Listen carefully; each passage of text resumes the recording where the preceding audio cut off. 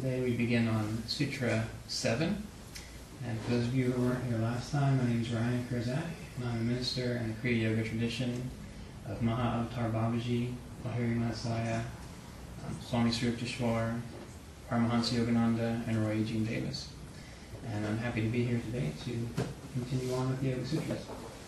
So last time we talked about the Yoga Sutras and their purpose being for samadhi.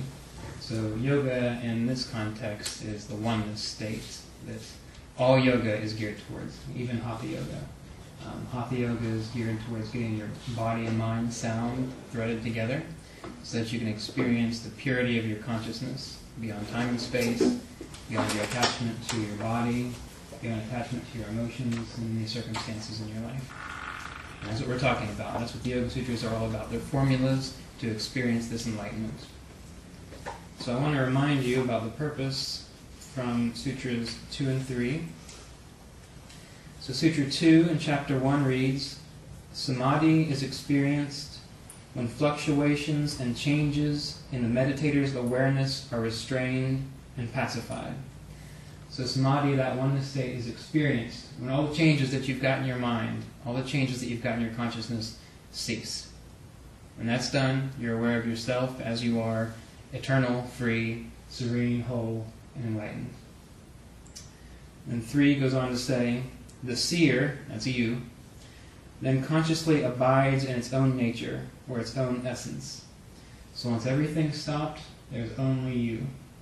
And that's the purpose of meditation, so that you learn to detach from what you think you are, which is your body and your mind and your life situation, and start reattaching to what you really are, which is the eternal changeless being. Okay. So, Sutra 6. The 5 kinds of transformations that modify mind and awareness are the processes that occur when valid knowledge is acquired, illusion, delusions, sleep, and memory. So what Patanjali is describing here are the main things that keep you bound in the wheel of reincarnation, the wheel of suffering, essentially. And the next sutras go on to explain what these mean. Sutra 7. The 3 ways of acquiring valid knowledge are direct perception, inference as the result of observation, and learning from others who are knowledgeable. So while you're involved in time and space, you need to learn things. You need to learn how to wake up, how to accomplish your purposes in life. And the 3 ways Patanjali says that's done are by direct perception, meaning you do something and you see the result. That's your direct experience. If you learn to cook an egg and you do it properly the first time, you've had direct experience of how to do that right. Okay, that's direct experience. The second way is inference as the result of observation. If you have a friend who's supposed to be coming over at 3 o'clock and you're sitting in your living room and you hear a car pull up, you can infer that's probably your friend. Okay, that's another way that you can figure things out, by inference. The third way is learning from others who are knowledgeable. And this is one of the most important things in regard to yoga practice in the Yoga Sutras.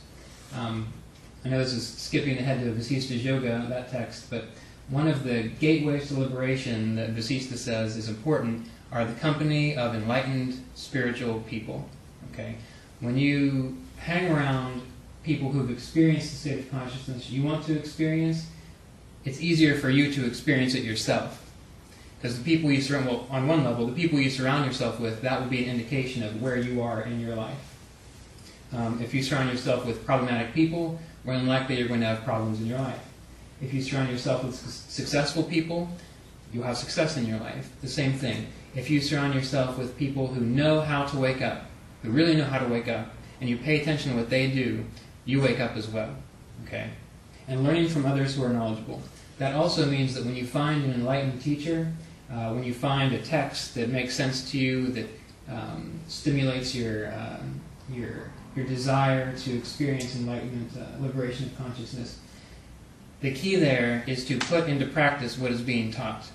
Even if you don't understand it, even if it doesn't make perfect sense to you, and even if you have just the slightest bit of doubt about what could be the meaning or why they're saying these things, if you trust it and you put it into play and try it out, that's one way to learn from knowledgeable people. So find someone who's knowledgeable, either do what they say or do what they do, but the key is to hang around people who are also interested in waking up. And that's one of the reasons coming together in groups like this is so helpful, because all of you are here for that reason. You want to wake up. And when everyone wants to wake up and they're in the same group, that strengthens that intention. Okay? All right. So Sutra 8, illusions are inaccurate perceptions. And right here what potentially is talking about are the things that get in the way of your waking up, the things that get in the way, the things that fragment your knowledge. And so illusions are things which don't match up. So you can think something's true, but it's just an idea in your head. It's not really based on fact.